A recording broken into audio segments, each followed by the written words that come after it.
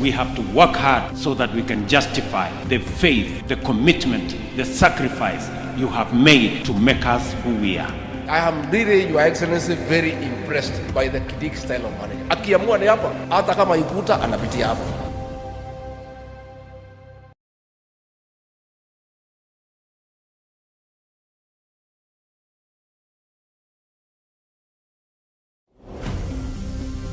Serikali hii ambayo imeongozwa na Mheshimiwa Rais William Ruto ndiyo itakuwa serikali ya kumaliza kutoka Kenya hii shida na aibu ya uhalifu na kutojali sheria. We have to work hard so that we can justify the faith, the commitment, the sacrifice you have made to make us who we are. I am really, Your Excellency, very impressed by the Kidik style of management. Akiamua ni hapa, hata kama ikuta anapitia hapa.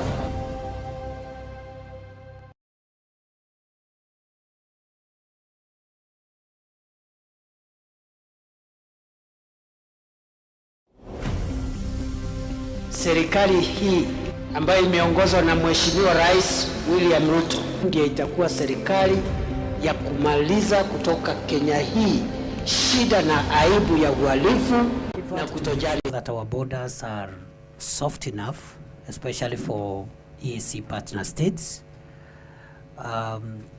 As you're aware, instead of we have initiated a common EAC machine readable ID as the basis for movement of citizens from countries that have complied. So all countries which have a machine readable ID can move around into and out of our country easily. And right now within EAC, Kenya, Uganda, and Rwanda have already implemented the free movement within the 3 partner states using national identity cards. Number 2, we are developing the enabling infrastructure to support regional integration, which includes the construction of one-stop border posts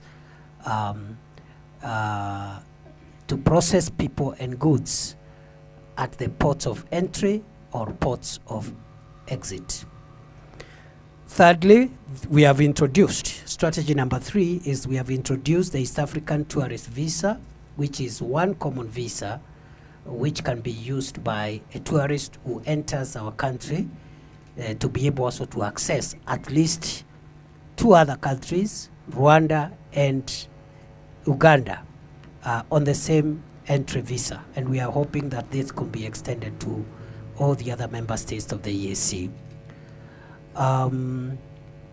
The East African passport has also been implemented by all partner states. As you are aware, our passport now is an East African passport, and it's the same for all other citizens. We use the same travel document, the East African passport, and it's an e-passport, which is consistent with the global requirements of the standards of passports. As I have said, Chair, we have been operationalizing one-stop border points, and we have 13 of such posts along the Kenya, Uganda, Tanzania borders. There are 13 of them, and along the Kenya, Tanzania, and Uganda borders, there are 6 of these stop border posts, which are juxtaposed, meaning they are on both sides of the border. And these are Lungalunga, Orohoro, we have Taveta, Holili, we have Namanga, we have Isebania, Sirare, Busia, and Malaba. These ones are operational within the EAC, 6 of them. They are open 24 hours to process people, and our experience so far is that they have really made it much easier for people to move within EAC. And I think this is the way to go in terms of managing the free movement of people, not only in the EAC, but also within the other regional economic bodies like COMESA and the rest.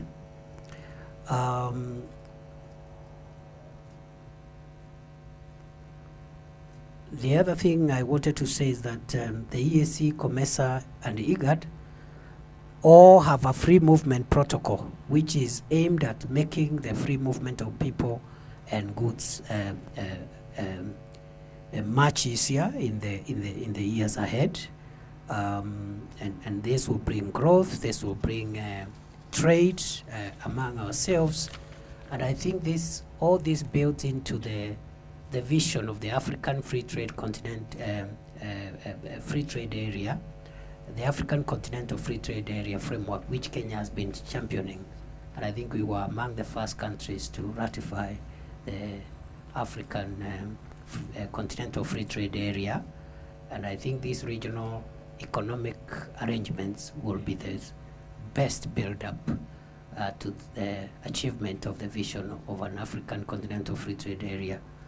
And as you're aware, EAC is among the regional economic bodies, is actually one of the most stable and most advanced forms of integration, including making huge strides in this area of free movement of people and goods within the community.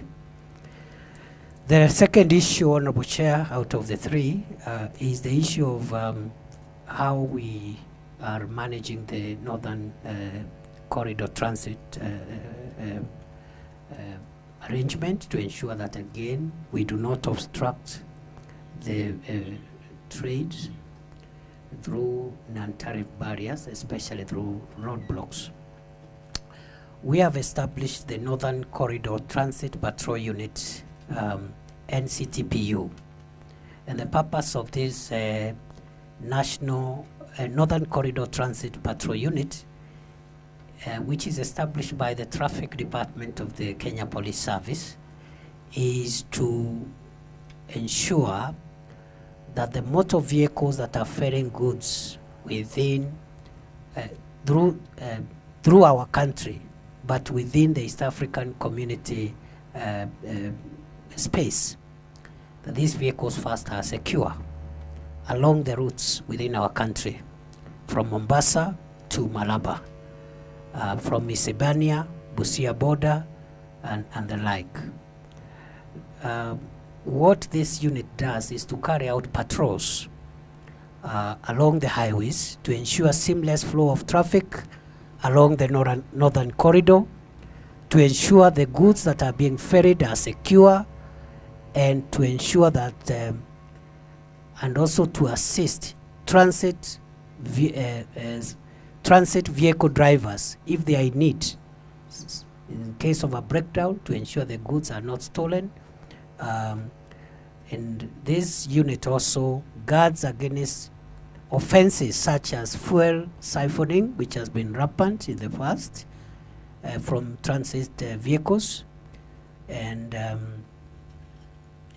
the instructions that the police officers who are deployed by the Kenya Police Service Traffic Department along the northern corridor is to ensure that in the absence of a cognizable offense, police officers have been directed that in the absence of a cognizable offense, not to stop transit vehicles, because that would cause delays and that would affect the free movement of goods and will impact negatively on trade.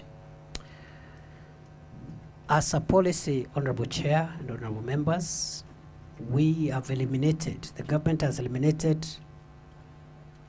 roadblocks across the country, and they are only erected on a needs basis. And before a roadblock is set up, permission has to be sought from the traffic headquarters in Nairobi, from police headquarters. The purpose of that roadblock must be defined, and as soon as that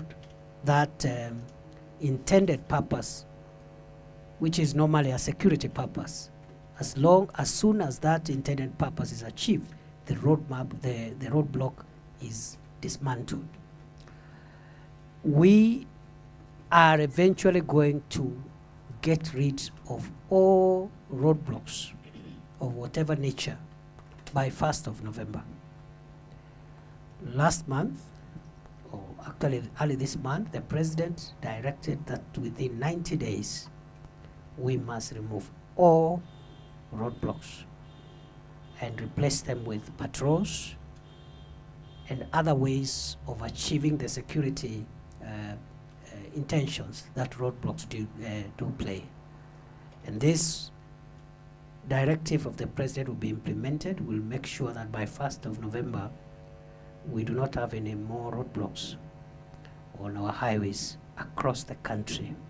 It's an old way of traffic management, and we must move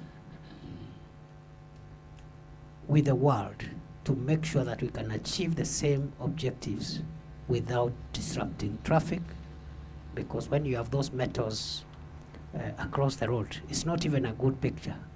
They don't look good. And we are working to achieve the presidential directive, as I have said, by 1st of November this year. The last issue is on the refugees. As you're aware, Chair, this country has hosted refugees for 35 plus years. And these refugees have been in this country for this long. And I think Kenya is one of the countries in the world that has received an inordinately or a disproportionate share of the burden of carrying refugees world over. It has quite a big load, and not just the numbers, but also the length of time in which they have been in this country. The breakdown of where those refugees come from is provided on page 5 of my statement. But basically there are two major caseloads. Somalia, since 1990, the breakdown of that country caused an influx of people. They continue coming. And then of course South Sudan, because of the war there. The biggest numbers are from those countries, but we have also refugees from other countries as provided for in the table on page 5. Many of them are in the camps, and we have two major camps, the one in Dadaab and the one in Kakuma, and I've provided the number of refugees in each of those areas. Recently there have been an upsurge, and we are expanding the camps in Garissa, in Dadaab, because we've realized that we have a big load of people who have come, fresh asylum seekers, and over 100,000 of them are being processed. We have processed nearly the same number, so we are going to witness an upsurge of this refugee issue, especially on the Dadaab side.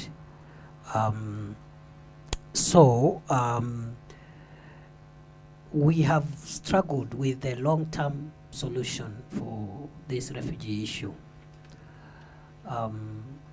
It's not an entirely Kenyan issue, it's an international issue. And therefore we remain alive to the obligations that the country has under the 1951 UN Convention on the Status of Refugees and the protocol to that convention, as well as the 1969 OAU Convention, now African Union Convention, relating to specific aspects of refugee problems in Africa.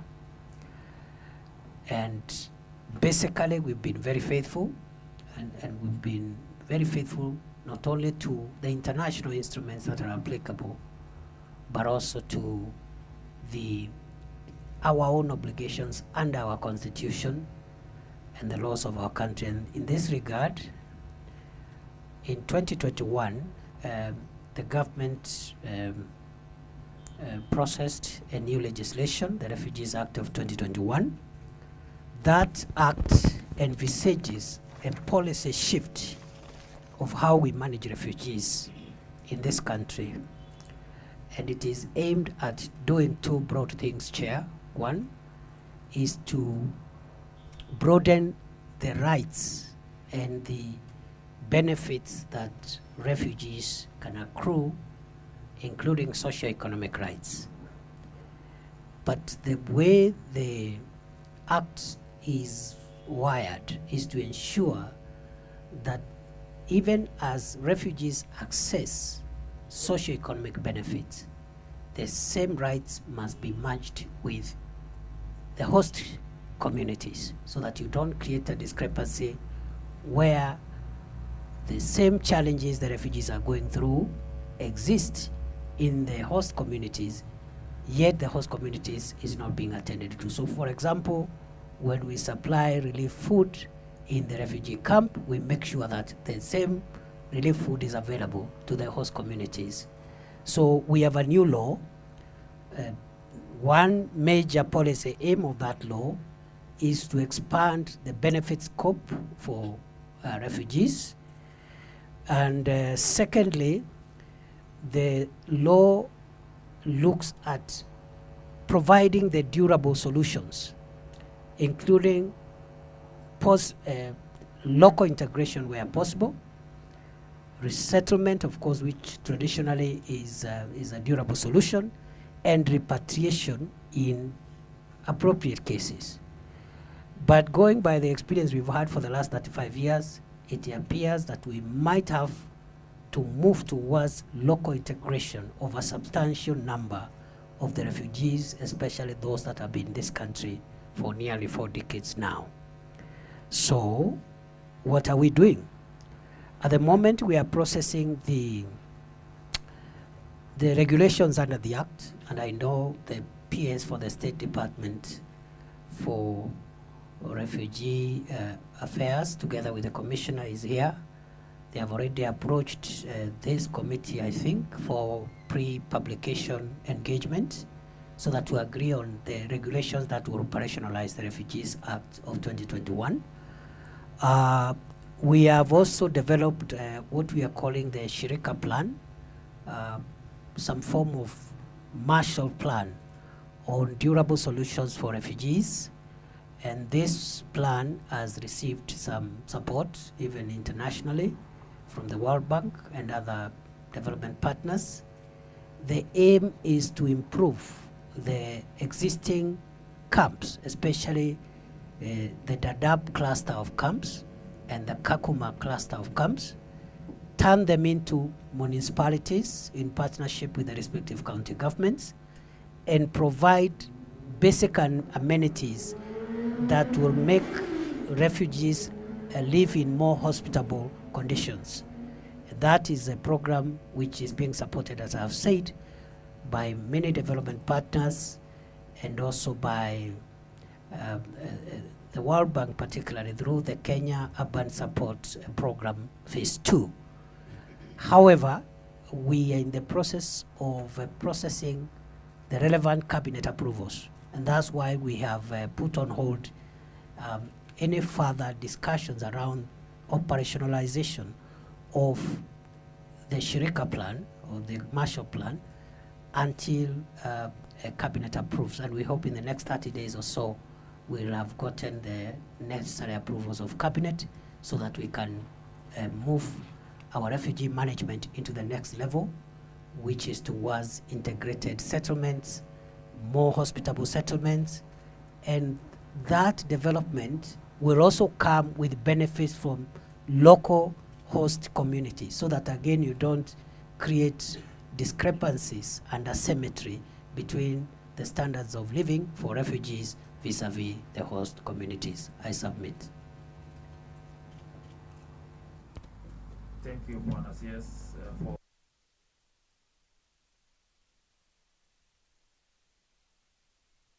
on the questions we've raised to you. Mine is just to open the floor for members of parliament to interrogate, follow up. and it is not directed on need basis, then when you are going to answer Nakuru, there is a roadblock. You know, I was even wondering what Mheshimiwa Naomi.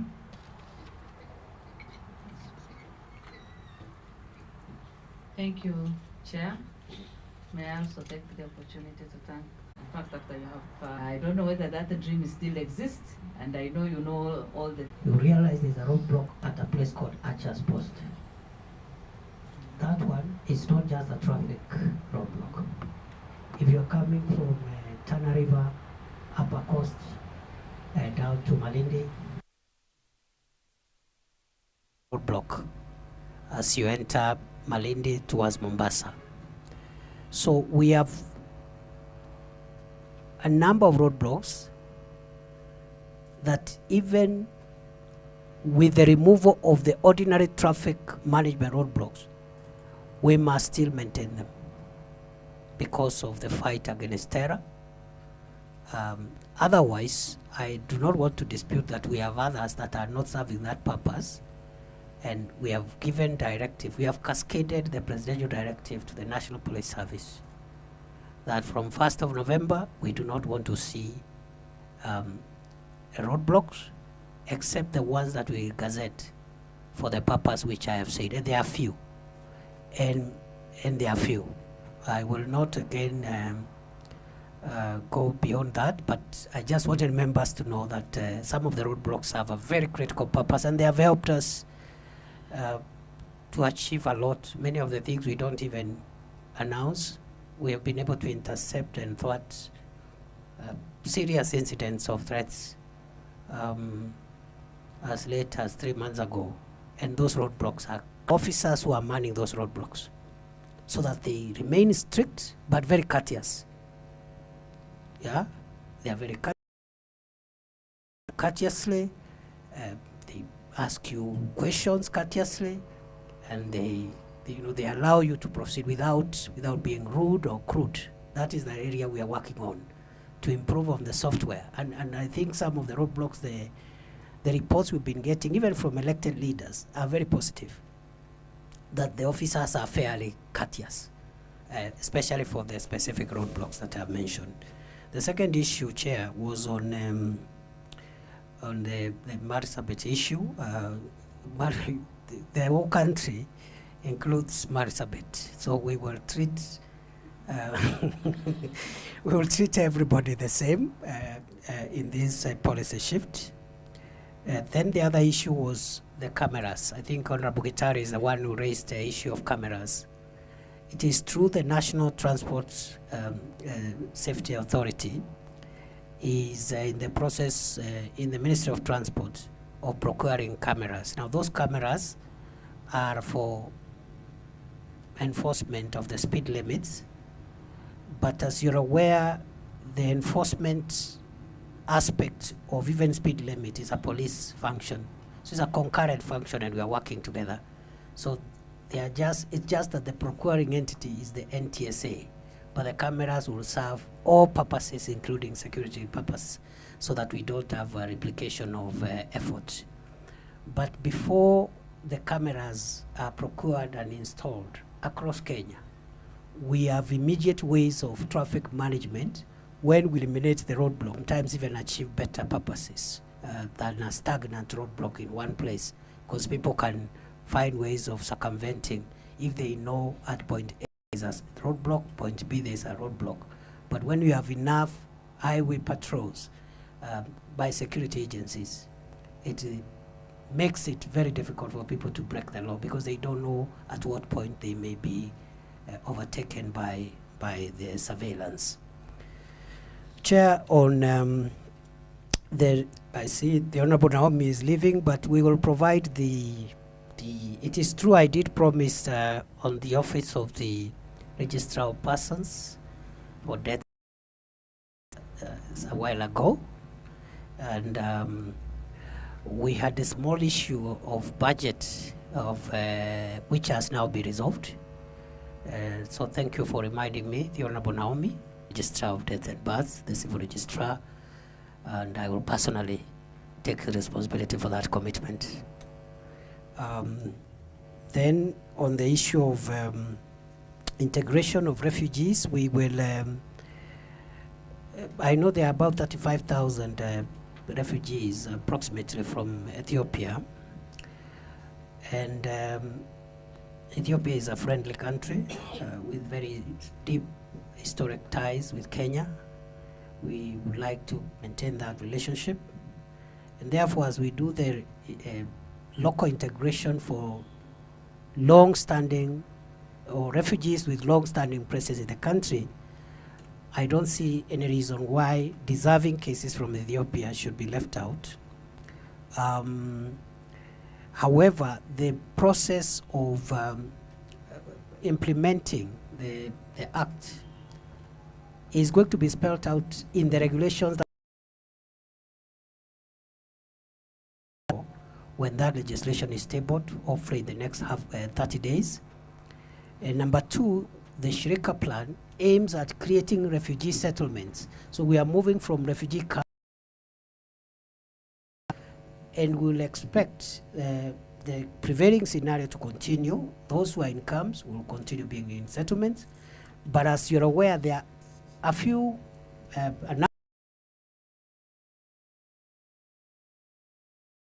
some of them have jobs, some of them have businesses, and the law allows that. And I want to tie that to the other question which was asked on what is the spectrum. I think it's the member for Quisero, the bishop who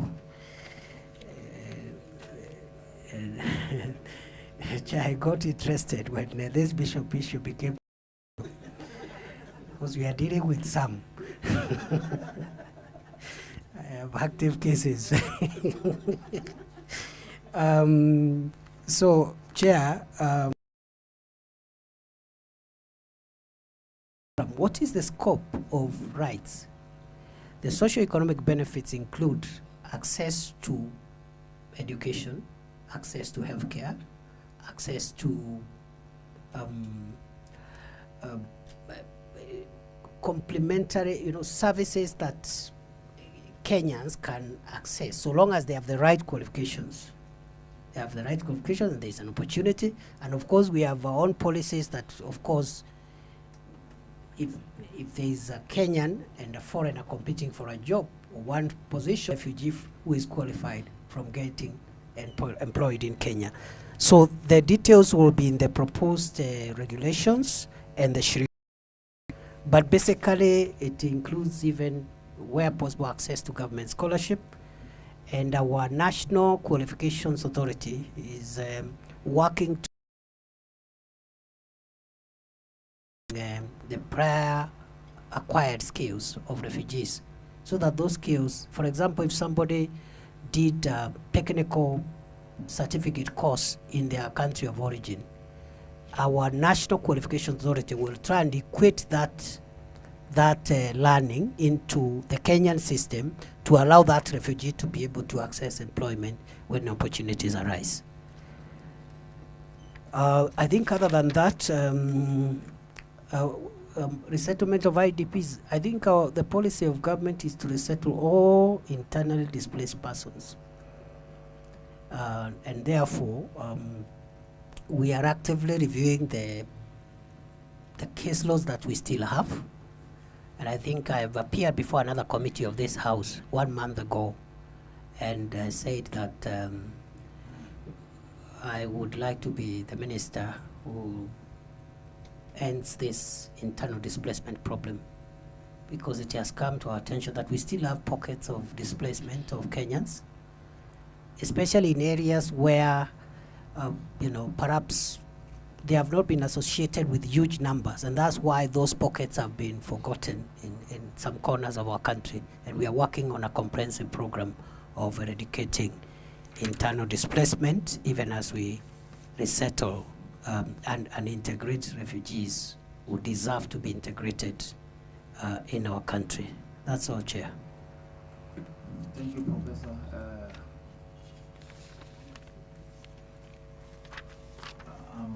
I'm requested that Madam Mheshimiwa Fatuma's question has not been answered. Could you, Madam, repeat again? Yeah, repeat it again. Thank you, Chair. Mine was Sorry, Chair, with your indulgence.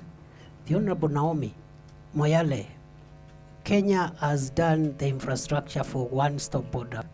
We'll make sure that in the shortest time possible, we engage our counterparts to operationalize the infrastructure on their side and make sure that we maximize on Moyale's strategic placing, especially with the proposed accession of Ethiopia into the EAC. Sorry, Chair. Yes, continue. Okay, thank you, Chair. Was it mine was about the site Collaborative arrangements we have in the EAC is IAPCO, the Eastern Africa Police Chiefs organization, which is one of the most structured, most efficient, meets and they have a very cordial relationship. The Inspector General of the National Police Service briefs me occasionally on the progress they are making, and they have and Kenya is the leader in this space because I think we have exposed ourselves, of course, correctly, more than many of the partner states. So many of the partner states are learning from Kenya, and the working relationship is very good, according to the reports that I have received from our representative from the Eastern Africa Police Chiefs organization.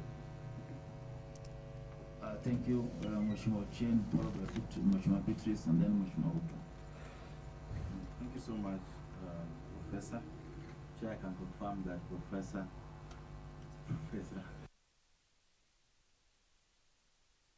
University, and you can be sure that every time I was in campus, I would have meat for a meal. So,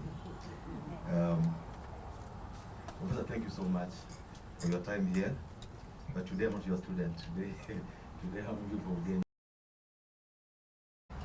Compared to the one. That is the issue. The issue is not about this Kerugoya.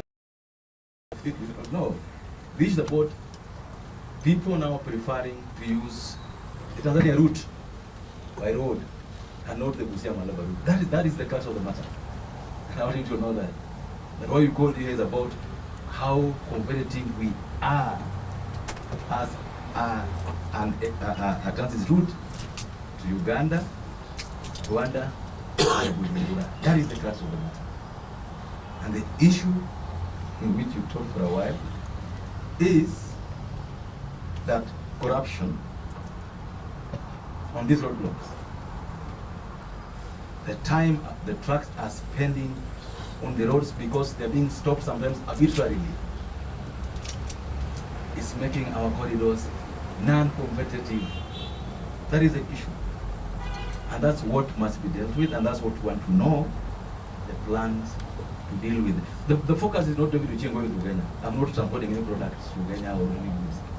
But I'm looking at those who are transporting their goods from the port of Mombasa, spending more time on the road. They're now saying, okay, no, we just cross through Longalonga here, enter the Tanzania road network, and we go away. So that is the issue. How are we dealing with that? How are you helping as a ministry to even differentiate the transit that is meant to engage, make sure that we are competitive, and none. And that's why I can tell you for sure, I have no comfort in mobile patrols as far as what these committees issue and so on, because they do the same thing. You will pass Nairobi, if you get to Kinungi, they stop you with the patrol roadblock, you ask for money, and you're trying to save time with your fuel you're carrying or products you're carrying. How do you ensure that the gains you are making and the EAC are not being eroded by arbitrary? They don't need to be the spikes. Even a patrol police roadblock, in my opinion, because you are stopped and you spend time with the police. So how do you ensure that works in the right way? Number two is about Magendo. And Magendo, I don't know the right word in English. Magendo is, I don't know whether I'm Contraband, I think. Smuggling, yes. Yes. I mean, within the EAC framework now, CS, it shouldn't even be a term that exists. But if you go to Busia today, Malaba, Loahaha, even Namanga here, Our people are being disturbed by police again. Well, the police are supposed to tell them that the EAC framework now allows us to trade normally. But the reason we still have people trying to use the Panya routes is because the police make them feel like bringing, because if you bring like 10 gallons of this water into Kenya through Busia or Namanga, it's free. The laws, the EAC laws allow you to do it. You don't even have to pay any tax. But the officers at the border seem like it look like it is contraband, it's magendo. So how do you ensure that the officers that you deploy at these border posts, either immigration, KRA, or the police, are not slowing down trade under the guise of contraband? 3, on the issue of refugees, our grounds is that Kenya bears a huge branch in hosting these refugees. But when these countries that we host get peace, we get the short end of the stick all the time. Sudan, South Sudan, their leaders, they lived here all the years pursuing peace. The day they got some semblance of peace, we come to business there. It's South Africans doing business there, it's Americans doing business there, it is the Britain doing business there. How do you ensure as a country, and why you sit as the Minister for Interior, that if we are going to help Uganda with the refugees, Ethiopia with the refugees, when peace is gotten, we are also getting, because this is your kind of war, CS. I saw you study refugees all the time. When war happens and pacification happens, then it should mean that those who engaged in pacifying the place should also get some benefits of the pacification. But Kenya, most of the time, is getting the short end of the stick. How do we ensure, as a ministry and as Kenya, we ensure that we are also not getting the short of the stick all the time? And finally, is the issue of passports production. Because it's a function of free movement of goods and services. For Kenyans going out for refugees in Rwanda, Uganda, and all these places. And 4 weeks ago, your peers, the talk sat where you're sitting. And you're shocked that we are planning now to produce IDs, to produce passports through a PPP framework. Where on earth? How on earth? Security concerns, our pride as a country, that you now want to give private sector. Sasa serikali natoa kidogo, and we are not now being told that part of why there's a breakdown at Nyayo House with the machines is that somebody is trying to break the systems down so that they're able to get business. Those are my questions today. Yes. Yes, Mheshimiwa Beatrice.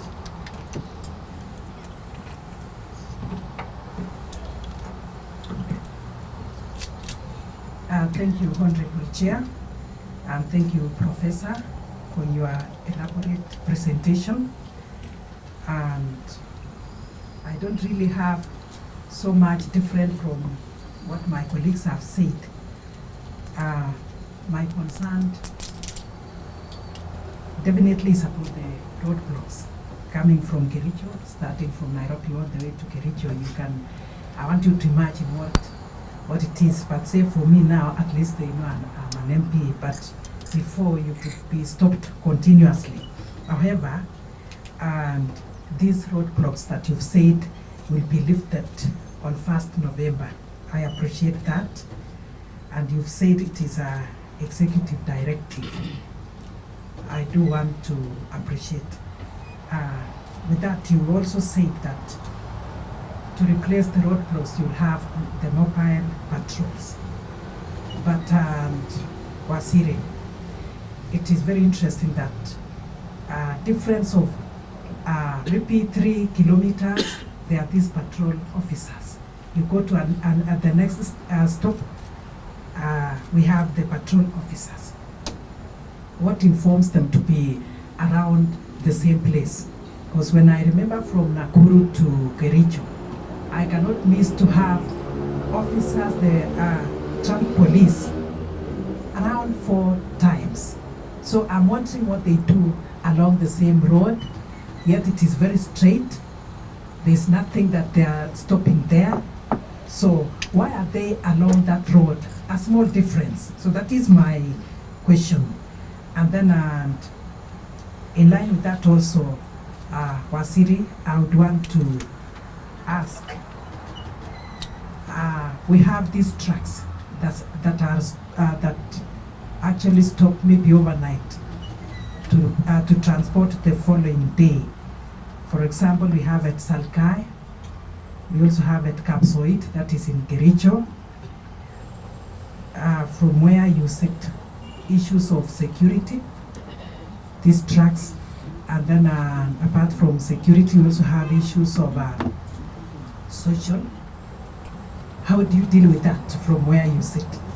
Because now when we deal with our, we appreciate that they lead to the development of the urban centers. But when it comes to our girls around there, what happens? I don't know. I cannot tell you that it does not belong to your ministry. You are a team and you must do something about it. Not only girls, even our boys and everybody else. So how do you deal with that? Cases of illicit brews around there?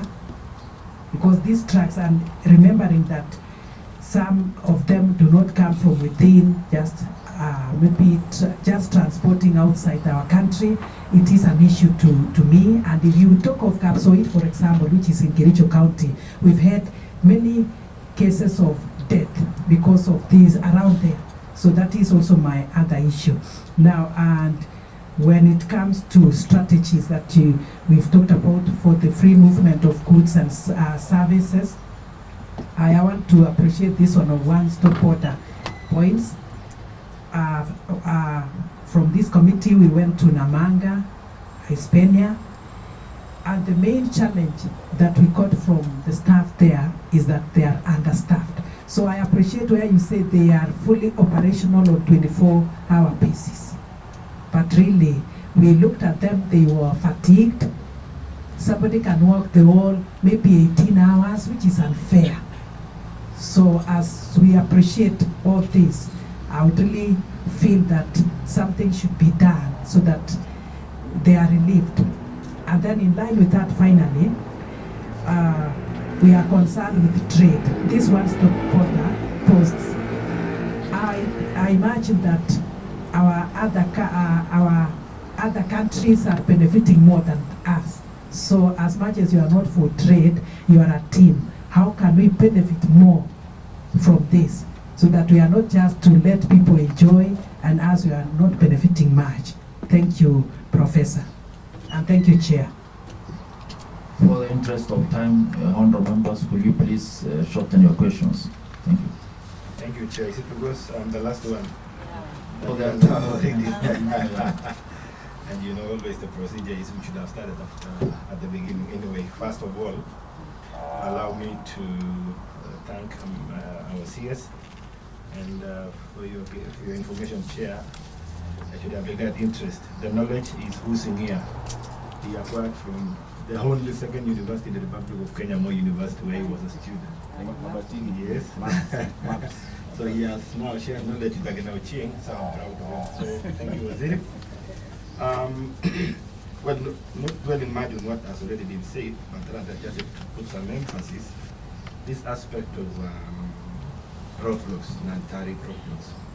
You are fully aware, Waziri, and you know the area where I come from, Eldoret. You know Timboro. You know Junction Nakoi, Sokasole. You know Kondo. You know Tarago Police Station in Ban Forest. You know Bayete. The worst is Jeptire. Then there's one in Outspan. Of course, before that there's a new bypass, another roadblock there. Outspan. And then now Old Nairobi Road. I mean, you know the stretch. I raised a question when the Prime Cabinet Secretary was in Parliament, and I think they got a shock a little bit. They have developed a shock absorber. They are back. And you know what they are doing? Tolling the people. Without disregarding the fact that some are transit vehicles, unlike matatus. So I think I just wanted to bring across to you that I think time has come. We need to be intolerant with this. I was just asking when I was saying whether you have some kind of sensitization. Any other profession calls for CPD. Your officers on the ground, are they being sensitized on the sensitivity of what happens along the corridor, like the northern corridor?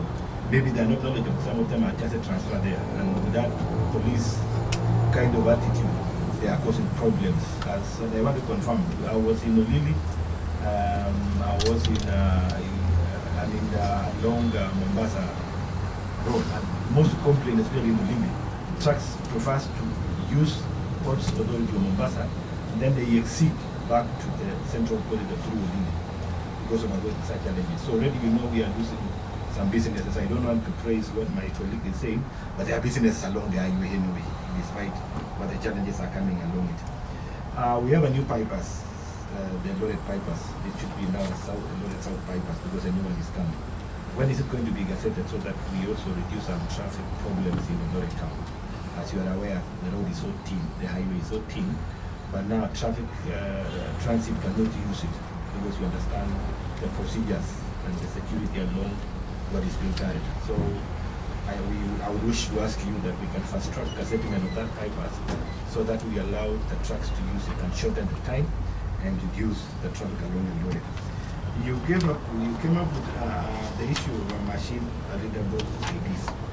I think this is my first time to hear this. I don't know whether Kenyans are aware of this. And you know, at Sauduma cards, Kenyans now we are scared. But it is good to get to know what does it entail. Is it a new generation ID from what we are? We Kenyans now expecting any time we requested to shift from the current generation of IDs and reintroduce another machine readable cards. So what does it entail? How is it far away from the Ruma cards which brought problems? The issue of passports, again, my colleague has said, but now, consider what is in public domain. We want to first of all appreciate the good work you did in the northeast area dealing with bandits. But bandits have shifted to Ministry of Immigration. Now to get a passport, if you have 40,000, you can easily get a passport. Any other Kenyan, I want to say I'm sorry. Kenyans are amazing. And we understand their challenges. PS was here, he gave us, documented the challenges they are facing, but with the limited space that is available, it has been commercialized. I think you need to put more of your energies on this one and standardize that particular department. Finally, on the issue of, okay, my colleague has said, the issue of outsourcing, we were also concerned that are we ceding our independence, are we ceding our sovereignty by asking other countries to dwell on our information? Lastly, the concern of this committee, much is not dealing with what your docket is doing, but what are we going to do to ensure that we restore back the glory of Kenya in the region? Because the mandate of this committee is to see that volumes of trade and opportunities are created. But the bottlenecks around all this we are discussing. We understand the sensitivity of your ministry, but at the same time, we also want to progress. We want to advance our position as Kenyans. Thank you so much, Chair. I give Honorable Adibo 1 second to introduce himself. No questions for you. Thank you, Chair. Sorry. Thank you, Chair. I wish I could only ask one question. It is very important. Let's see your yes. Time. Just introduce yourself first. Yeah. My name is Andrew Adipo Kwame, Member of Parliament for Karachuanyo. And when I'm Minister, I'm proud that a member of my constituency is your number one colleague as a peers. Thank you. Thanks. Mheshimiwa Danson. Thank you, Chair. My colleague is very proud of one of his a colleague to the CS is from his constituents. I want to declare here, Chair, that the CS also comes from Taita Taveta. His name is Mwakazi. So yeah, I have very short questions. Many of the questions have been asked by my colleagues. CS, there's a time early this year you pronounced that, or you gave a directive that IDs should be issued within 3 weeks, and the vetting process should be, done pretty fast, and IDs out in 3 weeks. I want to bring to your attention that has never worked. In fact, where we are today, we have students who are joining universities. They've gone through the vetting exercise. 3-4 months later, they don't have IDs.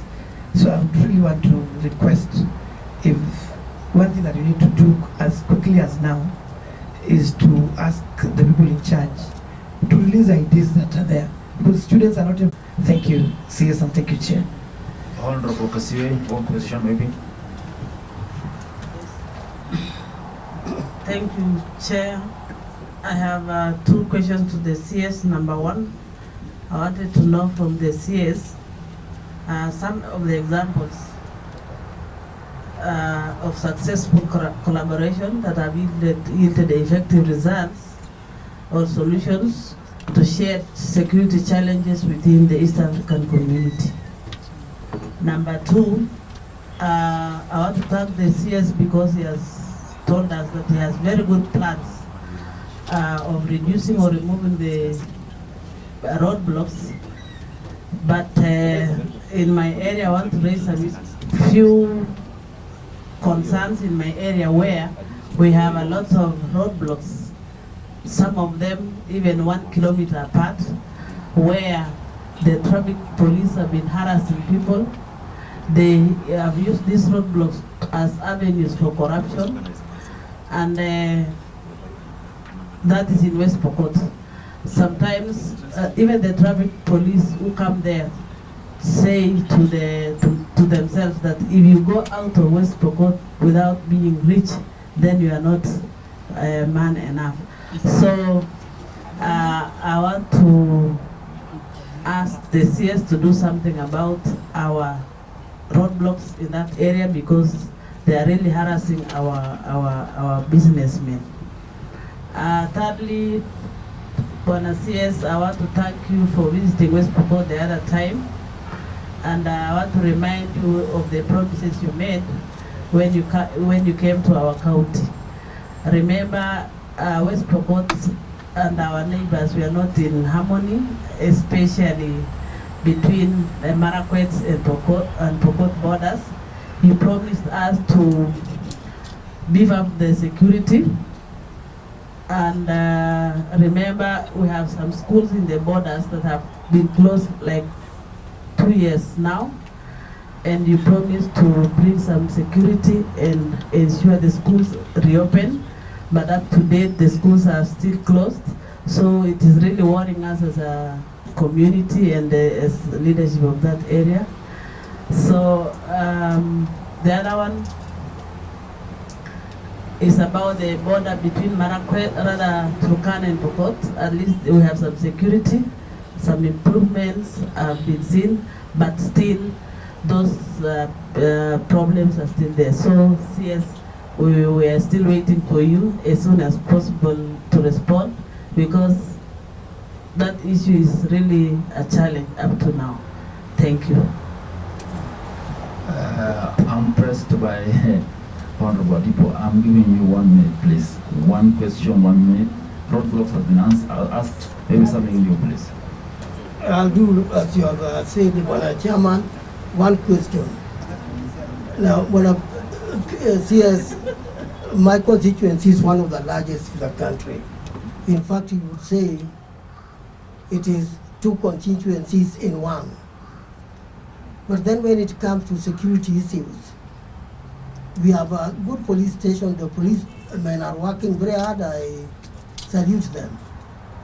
But they don't have any vehicles really that can cover the large area. Can you do something to help us? The same fate is being suffered by the administration side, the sub-county commissioner. Yeah, so if you can help us in this, I think that would earn some congratulations. Chairman, this is House of Records, and I never went to how is he saying that his constituency is the biggest? Can he justify that? I think the biggest constituency is North Hall. North Hall. It may be in Nyanza, maybe. But anyway. Chairman, I don't expect you to ask to allow me to answer that. Okay. Yeah. I think we are done. Maybe I'll ask one or two questions myself, and then you can respond to that. Mine is just brief. The first one is transboundary conflicts. The conflict in the North Rift is transbounding towards the Ugandan side, and the conflict in northern Kenya, especially the borderline between Kenya and Somalia, is a conflict coming from Al-Shabaab region and Lamu, all those areas. How is the ministry prepared, or what effect, or what policies, what programs has the ministry done to avert that, or does those transboundary conflicts have effect on East African integration? That's my first question. Second question is on the refugee. I know you inherited, I come from that area, Fafi constituency. I was there in 1990 when the refugees were coming. The Kenyan refugee policy, to my I know, is that the refugee data bank in Kenya is not hosted in the ministry. It's hosted outside the country. Is that correct also? That's one question. If it's correct, what is the ministry doing to make sure that that data bank is back under the control of the ministry? Because it can be misused and it can be abused.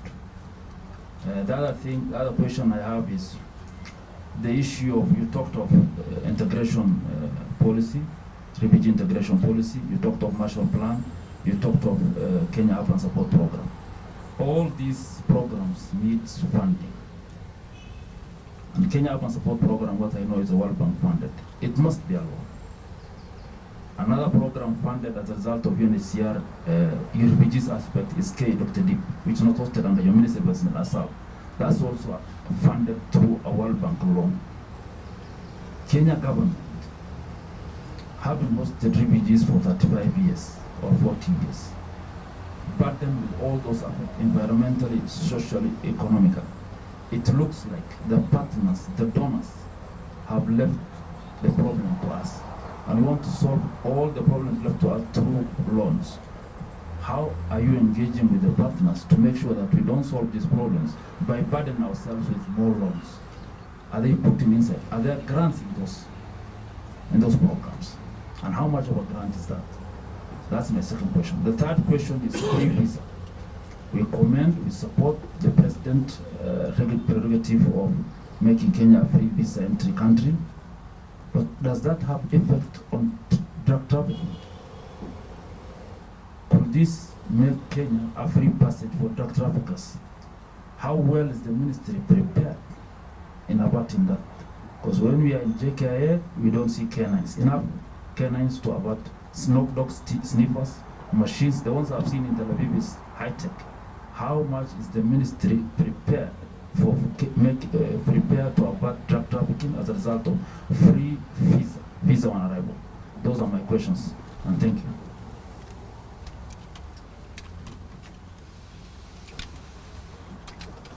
Thank you, Chair.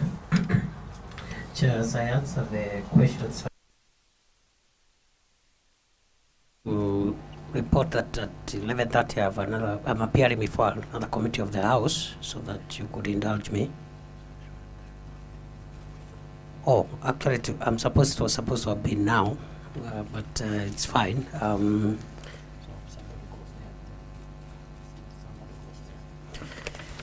Yeah, Chair.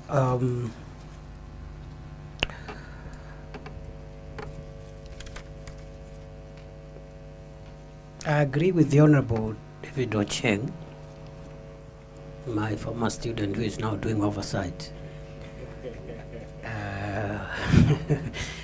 that the key issue about the Northern Corridor, other than traffic and security management, is competitiveness for trade in the region. The presidential directive that I referred to, which was issued from Mombasa 3 weeks ago by President William Ruto, was very particular on the Northern Corridor.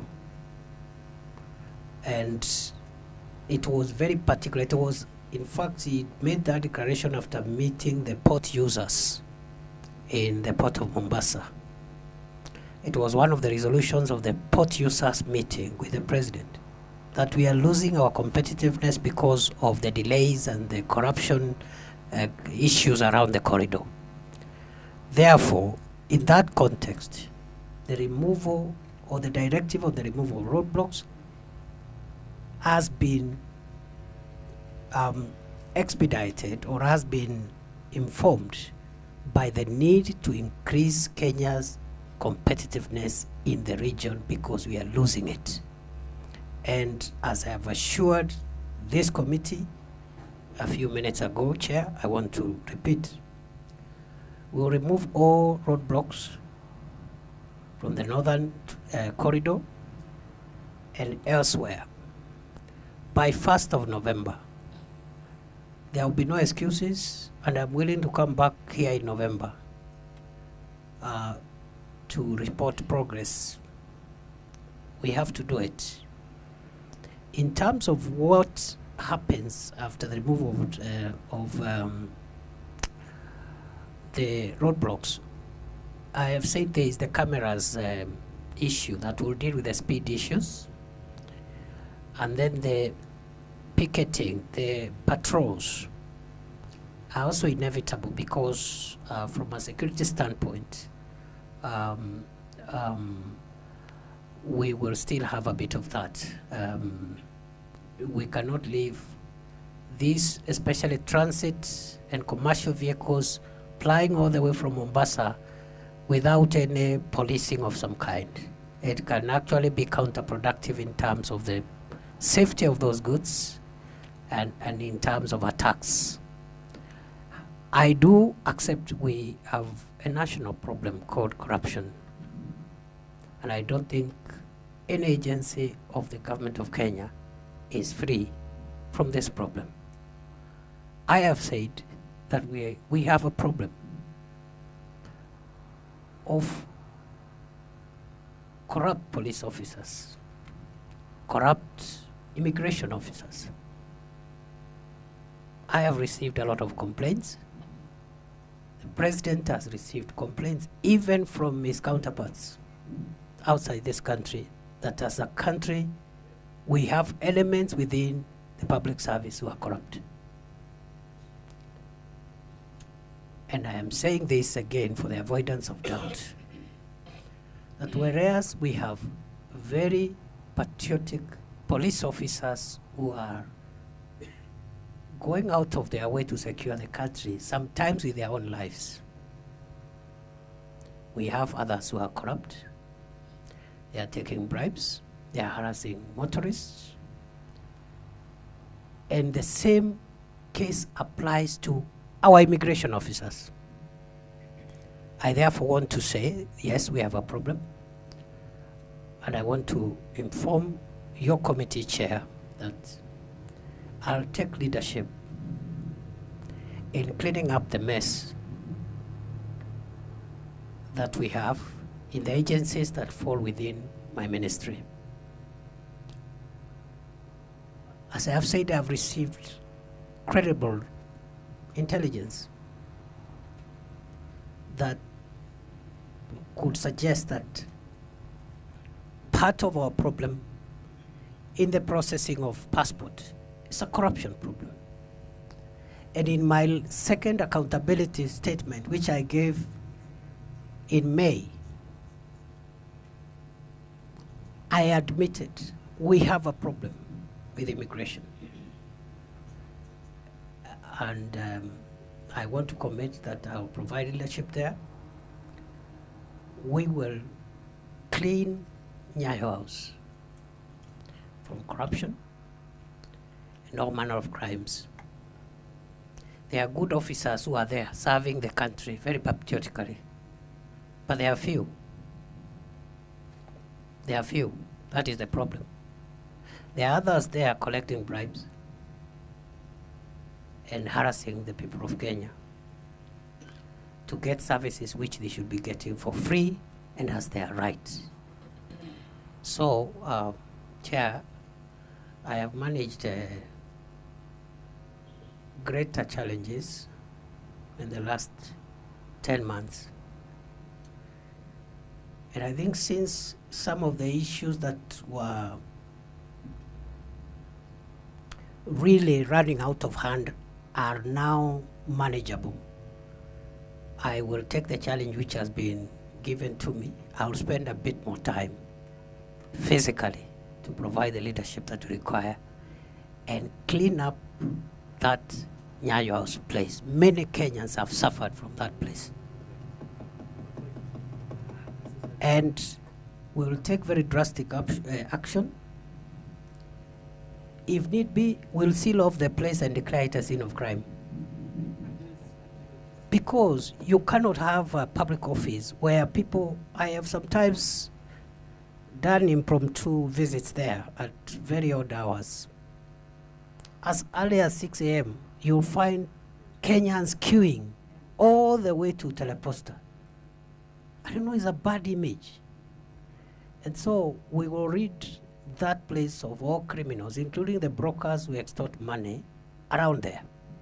I have already made, this week I have had a very candid discussion with the PS and the Director of Immigration.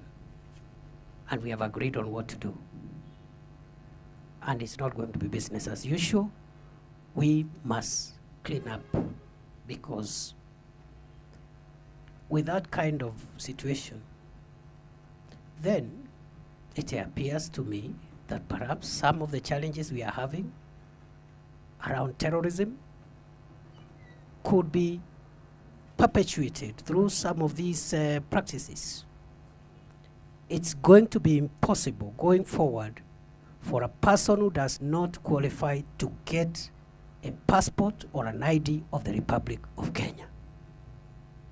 And the solution is not in punishing some people who come from certain parts of the country and presenting them to long delays. I was in Moyale 2 months ago, and I was shocked that there are children there who are 21. They applied for IDs at 18, and 3 years until now, they do not have identity cards. That is not the solution. The solution is cleaning up the place, and I commit I will do the job. Chair, on the issue of the fear that the patrols will still perpetuate the same corruption, I think there is a way we will handle that, because the policy framework we want to enforce is that transit vehicles should not be stopped unless there is a commission of a cognizable offense. The way bridges can help us in managing the other security concerns, but the patrols should be just to make sure that criminals are aware that the corridor is policed. Is best practice even internationally. Yeah, other than criminals knowing that now there is no single police officer on site, and those people transporting goods are on their own. Then, Chair, is we have had the member for Kericho. She has said there is a lot of crime and social evils around the places where trucks stop overnight. So from our side, we can only say that we will enhance our security surveillance to make sure that the people are safe. Secondly, Chair, our role is to ensure also that children who are supposed to be in school are not taken into pubs and other places and recruited into irresponsible behavior. So our chiefs will be asking our national government administration officers on all those places, right from Mariakani all the way to Malaba, to make sure that special enforcement around kids, around children, is enhanced. I agree we have understaffing at the one-stop border points, and that matter has been brought to my attention. Not just the immigration officers, but other critical state agencies, including Kenya Bureau of Standards, KEFIS, and so forth and so on. And I have been directed to ensure that we increase the numbers. We are going to increase the staffing not only of immigration officers but all critical government agencies, because we are coordinating that, I've been asked to ensure that we double the number of staff that we have in all our key border points to ensure that we don't overwork our staff members. I agree that we should be getting more benefits from our long-standing solidarity with the people who have come to our country as refugees from troubled countries. And I think that has been one of my demands. When I came, the Shirika plan that I'm talking about, it was called Marshall Plan. We are the ones who baptized it to Shirika Plan to give it a more Kenyan flavor. One of the things that must be in that plan is the responsibility of other partners, because the refugee problem is a burden for the world, and the principle that operates is burden sharing, not burden shifting. So the country that hosts the refugee caseload hosts them on behalf of the world, because they are human beings, they have had problems in their countries, so the country they go to hosts them on behalf of the rest of the world.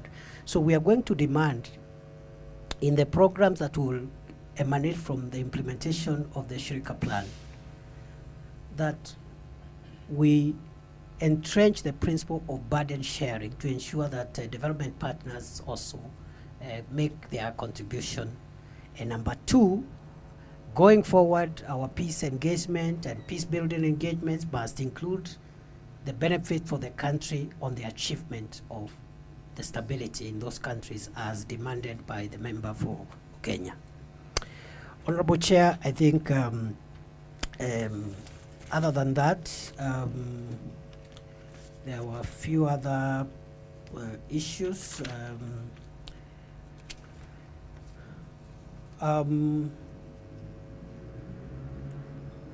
In terms of our responsibility as a country to, the issue of the database, I think one of the members raised the issue of the database being in possession of UNHCR. Is the chair actually. It is true that for a long time our country was not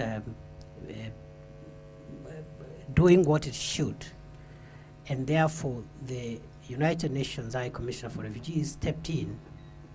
Yet it is the core mandate and responsibility and duty of government to make sure that the database and the processing of all people within the territory is done by government. We are going to take over. We have actually started that process, complete takeover, that process, and we are a management register for the country, which will bring together the master register, population register will bring together component of all the citizens of Kenya, that is the people who have IDs of Kenya.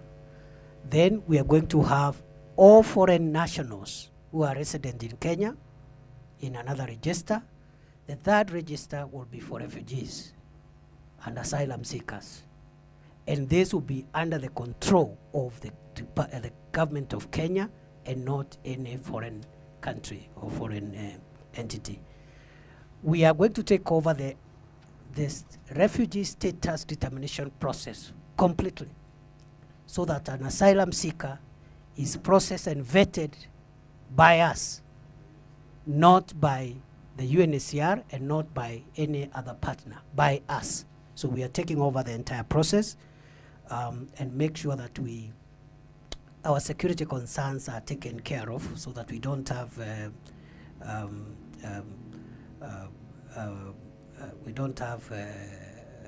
these security challenges. The issue of vetting has been raised. We still insist that all Kenyans should access identity documents in the shortest time possible, and it should be uniform for every Kenyan under the principle of non-discrimination. The vetting of children, of course, is to ensure that they are of age, and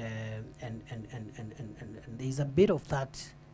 But the bottom line is that no Kenyan should wait for an ID for more than 21 days. I agree. I made that directive. The department has come back to me as saying that there are certain things they require from us, which some of them have sorted.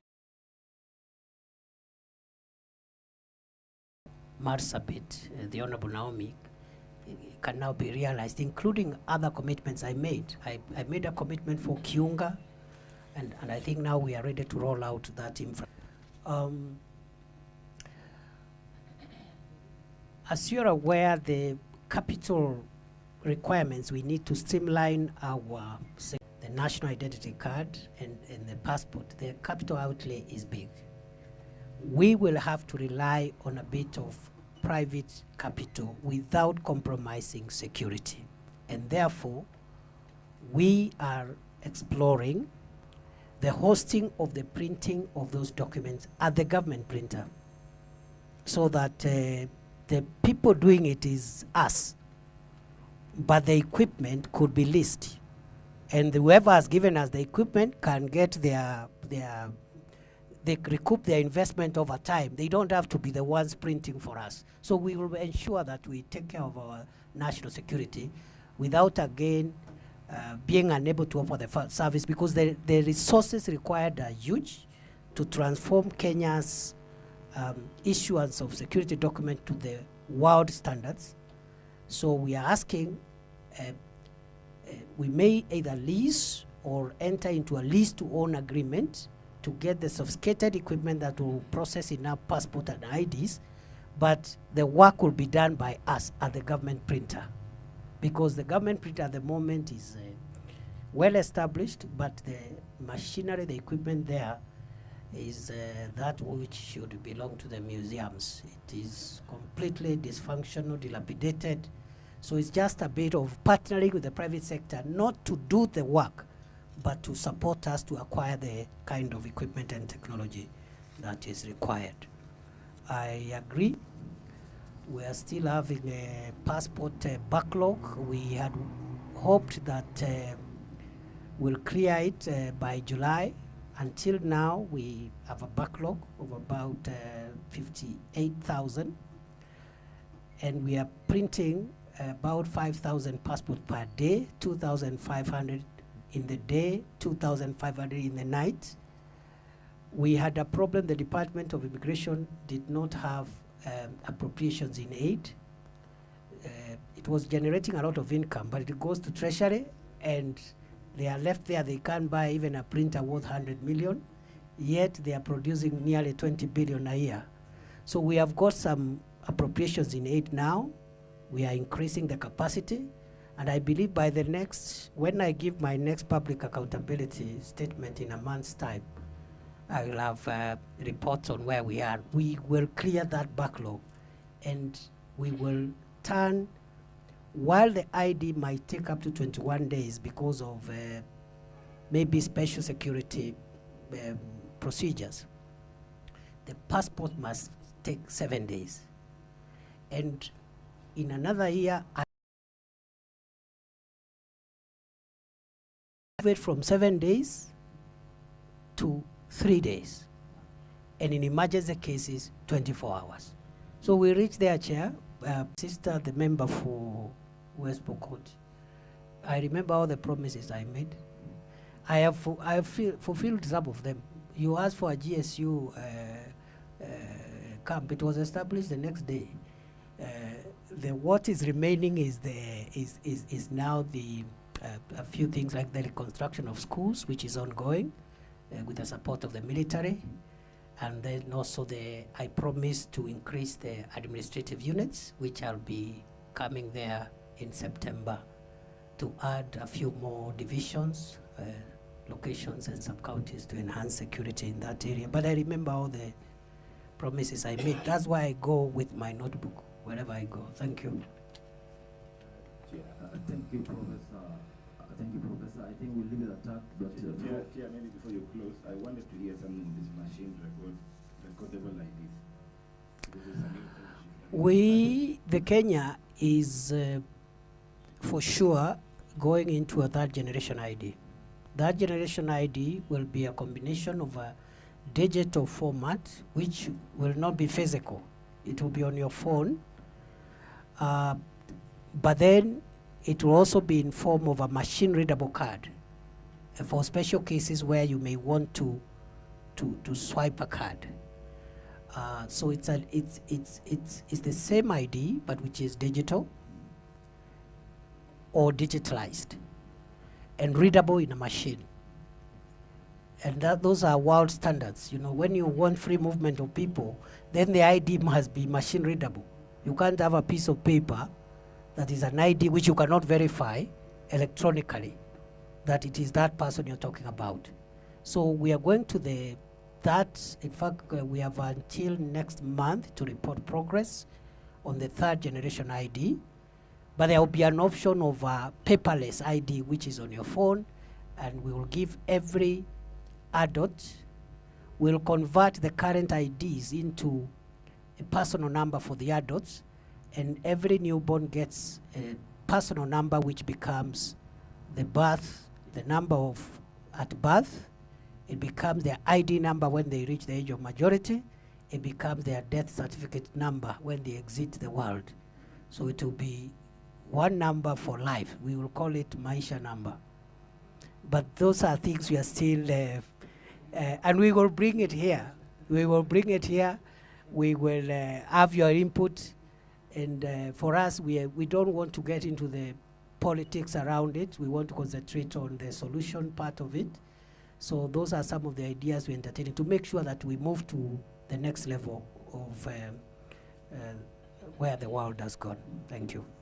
Thank you, Professor CS.